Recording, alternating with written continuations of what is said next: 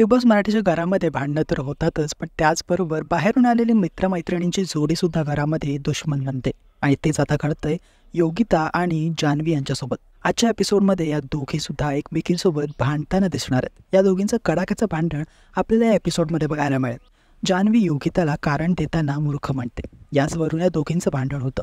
योगिता म्हणते की आपण दोघीसुद्धा मैत्रिणी आहोत, पण मी तुला कधीही मूर्ख म्हणलं नाही किंवा तुझ्या कारणाला मूर्ख म्हणलं नाही. यावरती जान्हवी तिचं म्हणणं जस्टिफाय करण्याचा प्रयत्न करते. यातून वादाला आणखी एक वेगळं वळण येतं. बिग बॉसच्या घरात आज एक नॉमिनेशनचं कार्य रंगणार. नॉमिनेशनच्या या कार्यामध्ये अनेक जण एकमेकांना नॉमिनेट करताना दिसणार आहेत, त्यांची कारणं पुढे मांडताना दिसणार आहेत आणि याच टास्कमुळे खूप वेगवेगळ्या भांडणांना कंटेस्टंट्सना सामोरं जावं लागेल.